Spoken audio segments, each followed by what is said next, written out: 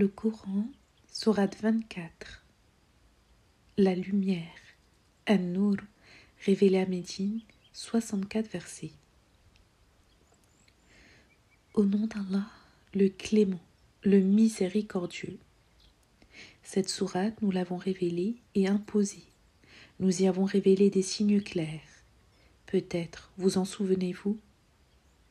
Le débauché et la débauchée doivent être flageolés de 100 coups de fouet chacun. Eu égard à la religion d'Allah, ne vous attendrissez pas quant à cette peine, pour autant que vous croyez en Dieu et au jour dernier. Qu'un groupe de croyants soit témoin de ce châtiment. Le débauché n'épousera qu'une débauchée ou une incroyante. La débauchée n'épousera qu'un débauché ou un mécréant, car tout cela est interdit aux croyants. Ceux qui accusent de fornication des femmes vertueuses sans présenter 4 témoins, flagellez-les de 80 coups de fouet et ne les acceptez plus comme témoins à charge, car ce sont eux les pervers. Exception sera faite de ceux qui font acte de repentance et qui, depuis lors, se comportent correctement. Allah est celui qui pardonne, il est le miséricordieux. Ceux qui accusent leurs propres femmes de débauche et qui ne produisent aucun témoin en dehors d'eux-mêmes doivent faire témoigner l'un d'eux à 4 reprises, au nom d'Allah, que ce qu'il dit est vrai. Et un 5e témoignage attirant sur lui la malédiction d'Allah s'il était un menteur. Aucune charge ne sera requise contre la femme si elle jure au nom d'Allah, et cela 4 reprises que son mari a menti, et une 5e fois appelant la colère d'Allah sur elle-même si son accusateur dit la vérité. N'eût été sur vous la bonté incommensurable d'Allah et sa miséricorde, mais Allah est prompt à pardonner, il est le sage. Ceux qui ont colporté la calomnie sont en petit nombre parmi vous. Ne croyez pas que ce soit un mal pour vous, c'est au contraire un bien. Celui qui colporte une telle calomnie aura sa part de tourments. Celui qui s'est rendu coupable de la plus grande part aura un châtiment encore plus grand. Au lieu de quoi, lorsque les croyants et les croyantes ont entendu de telles vilenies, ils auraient dû cultiver plutôt un bien en disant notamment « c'est une calomnie évidente ». À moins qu'ils ne produisent 4 témoins, mais dès lors qu'ils ne peuvent produire des témoins, ce sont eux qui seront des menteurs auprès d'Allah. N'eût été la grâce d'Allah à votre égard et sa miséricorde, tant sur terre que dans la vie dernière, vous auriez été soumis à un terrible châtiment pour ce que vous avez propagé, à la fois par les mots que vous colportiez et que vous transmettiez par votre propre bouche, des choses que vous ignorez et que vous considériez comme futiles et sans importance. Aux yeux d'Allah, elles étaient importantes. Pourquoi n'avez-vous pas dit au moment où vous entendiez ces ragots « Seigneur, il ne nous appartient pas d'en parler, car c'est là une calomnie terrible. » Allah vous exhorte à ne plus jamais recommencer, pour autant que vous soyez croyants. Allah vous montre ces signes évidents. Allah est savant et sage. Quant à ceux qui souhaitent que la turpitude se répande parmi les croyants, ils auront un tourment terrible ici-bas et dans la vie future. Allah sait et vous ne savez pas. N'eût été la faveur d'Allah à votre égard et sa miséricorde, lui, le clément, le miséricordieux. Ô vous qui croyez, ne suivez pas les traces de Satan, car celui qui suit les traces de Satan sera contraint de commettre des turpitudes et des actes immoraux. N'eût été la faveur d'Allah à votre égard et sa miséricorde, aucun d'entre vous n'aurait jamais été pur. Mais Allah rend pur qui il veut, il est celui qui entend tout et qui sait. Que ceux parmi vous qui ont été nantis de la faveur divine ne jurent point sur le fait de ne jamais aider les proches, les pauvres et ceux qui émigrent dans la voie d'Allah. Qu'ils pardonnent, qu'ils oublient. Ne voulez-vous pas qu'Allah vous pardonne, lui qui absout et qui est miséricordieux?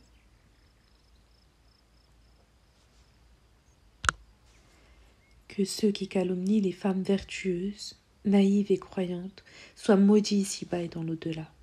Ils auront un châtiment terrible.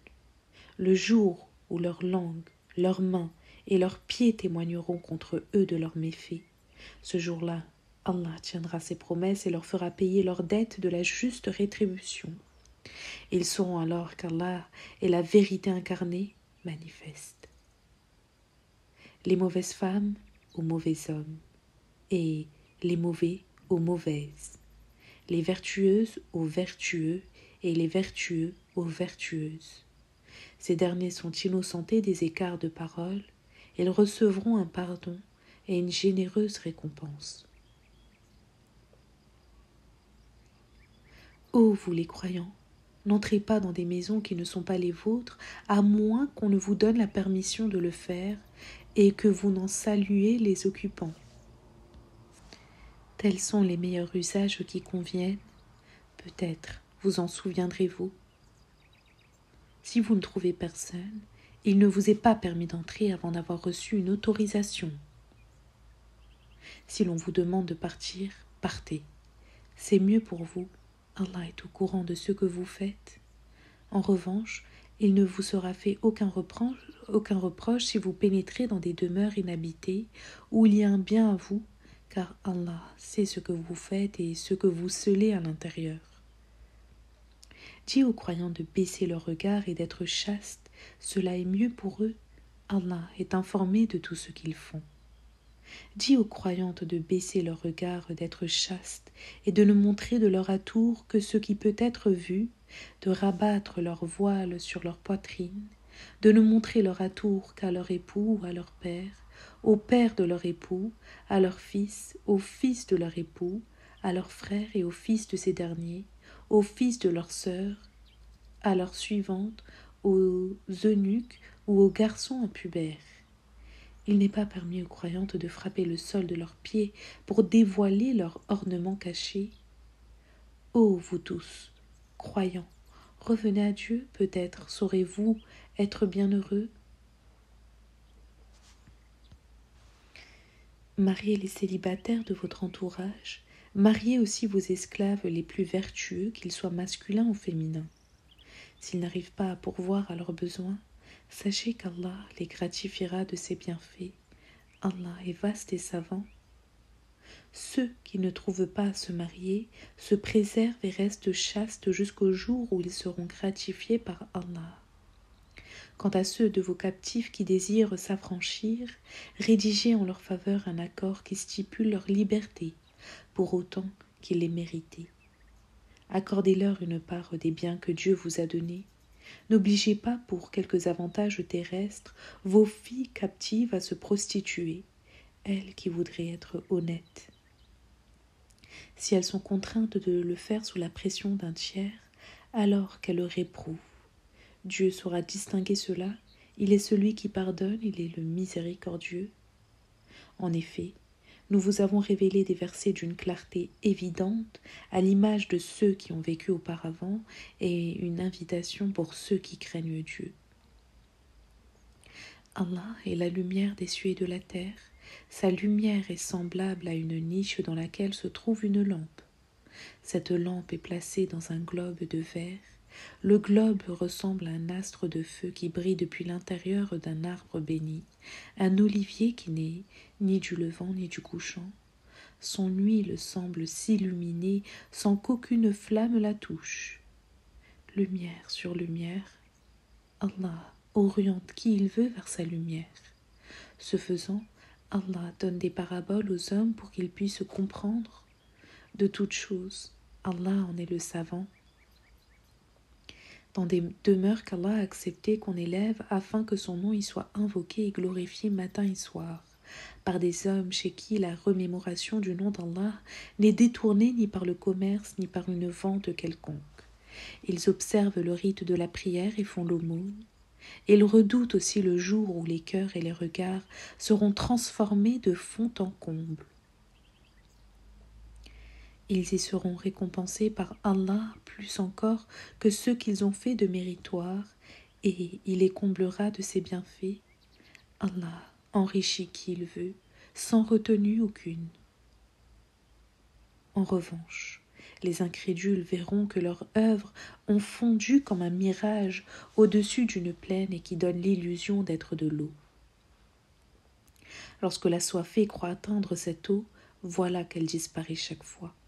Mais il trouvera devant lui Allah qui lui donnera un aperçu de ses comptes, Allah étant prompt dans ses comptes. Ou encore à l'instar de ces ténèbres dans une mer obscure que recouvrent de grosses vagues, et sur ces vagues des nuages sombres les uns sur les autres, ainsi que des ténèbres qui s'obscurcissent mutuellement. Si quelqu'un sort la main de cette mer obscure, il peut à peine l'entrevoir. Si Allah ne pourvoit pas une personne de sa lumière, elle n'aura guère de lumière.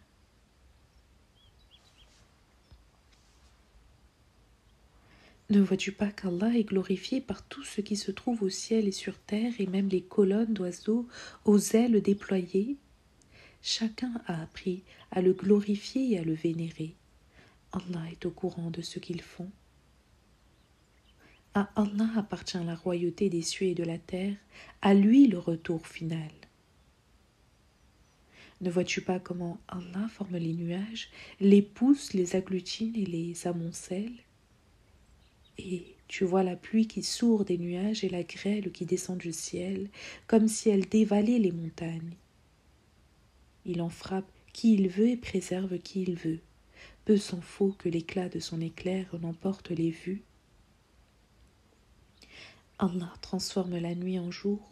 En cela, celui qui sait observer peut voir un signe éloquent. Allah a créé tout animal à partir d'une eau. Certains animaux rampent, d'autres marchent sur 2 pattes et d'autres sur 4. Allah crée ce qu'il veut, car il a autorité sur toutes choses. Nous avons fait descendre des versets de grande clarté. Allah oriente dans le bon chemin qu'il veut. Certains disent, nous avons cru en Allah et en son prophète et nous leur obéissons. Parmi eux, une partie se détourne de la voie d'Allah, mais ce ne sont pas là d'authentiques croyants. Et lorsqu'ils sont conviés devant Allah et son messager pour qu'il les départage, voilà qu'une fraction d'entre eux se montre résolument opposée. En revanche, lorsqu'ils sont dans leur bon droit, ils viennent à lui soumis et obéissants. Y a-t-il quelque maladie dans leur cœur? Doutent-ils? Craignent-ils qu'Allah et son prophète ne se défient d'eux? Ce ne sont là que des injustes.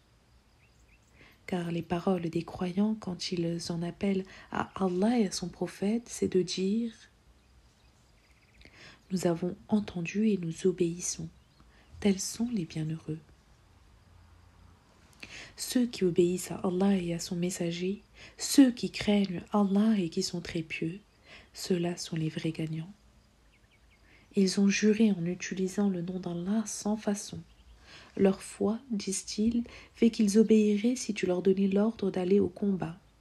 Dis-leur, ne jurez pas. Votre obéissance est bien connue. Allah est au courant de ce que vous faites. Dis, obéissez plutôt à Allah et à son prophète, et s'ils refusent, il leur incombe d'assumer ce qu'ils font, et il t'incombe à toi d'assumer ce que tu fais. Si en revanche vous obéissez, vous serez bien guidés, le prophète ne pouvant être tenu responsable que pour la parole véridique qu'il transmet. Allah promet à ceux qui parmi vous croient et font de bonnes actions de leur faire hériter cette terre comme il l'a fait pour ceux qui étaient avant eux. Il affermira plus encore leur religion, celle qu'il a agréée pour eux. Il rétablira la sécurité dans leur cœur après qu'ils auront éprouvé une peur. Qu'ils m'adorent et qu'ils ne m'associent aucun rival. Ceux qui après cela demeurent infidèles sont les véritables pervers. Priez et faites l'aumône. Obéissez au prophète, car alors, peut-être, bénéficierez-vous de la miséricorde divine. Ne crois pas que ceux qui sont infidèles sur terre pourront rendre impuissants leur Seigneur. Leur sort sera le feu, quel funeste destin. Ô vous les croyants, que vos captifs et les mineurs parmi vous vous demandent votre permission avant d'entrer à 3 moments, à la mi-journée, avant la prière de l'aube, quand vous quittez vos vêtements, à la mi-journée et après la dernière prière. Ce sont là les 3 moments où vous pouvez être nus. En dehors de ces 3 moments, nul reproche n'est fait aux uns et aux autres, ni à vous-même, si vous vous rendez visite mutuellement. Allah vous expose ces signes car il est omniscient et sage. Et lorsque vos enfants atteignent l'âge de la puberté, qu'ils demandent l'autorisation d'entrer, comme elle a été demandée par ceux qui les ont précédés. C'est aussi de cette manière qu'Allah vous fait la démonstration de ces signes. Allah est celui qui sait, celui qui est sage. Quant aux règles qui président aux femmes ayant atteint la ménopause et ne souhaitant pas se remarier, nul grief ne leur est fait si elles déposent leur voile, mais sans exhiber leur atour. Cependant, il est préférable pour elles d'être chastes. Allah est celui qui voit et qui sait. Il n'est fait aucun reproche à un aveugle, ni à un boiteux, ni à un malade, ni à vous-même, si vous mangez dans vos maisons, dans les maisons de vos pères et de vos mères, dans celles de vos frères et vos sœurs, dans celles de vos oncles paternels ou maternels, et dans celles de vos tantes maternelles ou paternelles. Il ne vous sera pas tenu rigueur non plus si vous mangez dans les lieux dont vous possédez les clés ou chez un ami. Nul grief non plus que vous le fassiez séparément ou en groupe. En revanche, lorsque vous franchissez le seuil d'une demeure, adressez-vous les uns et les autres une salutation venant d'Allah bénie et chaleureuse. Ainsi, Allah vous montre-t-il ces signes pour autant que vous raisonniez. Les croyants sont ceux qui croient en Allah et en son messager. Lorsqu'ils se trouvent en sa compagnie, réunis dans un but commun, ils requièrent son autorisation avant de vaquer à quelques occupations particulières. Ceux qui te demandent la permission de s'isoler sont ceux-là même qui croient en Allah et à son messager. S'ils te demandent de se retirer pour une affaire particulière, donne ta permission à qui tu veux parmi eux et demande l'indulgence d'Allah. Allah est celui qui pardonne et qui est miséricordieux. N'appelez pas le prophète comme vous le faites entre vous de manière familière. Allah connaît ceux qui se cachent et qui se placent derrière les autres. Il avertit ceux qui désobéissent à son ordre, au risque de subir un grand désordre ou un châtiment douloureux. À Allah n'appartient-il pas ce qui se trouve dans les cieux et sur terre? Allah sait dans quel état vous êtes. De surcroît, lorsqu'ils reviennent devant lui, il leur dira exactement ce qu'ils ont fait, car de toutes choses, Allah est savant.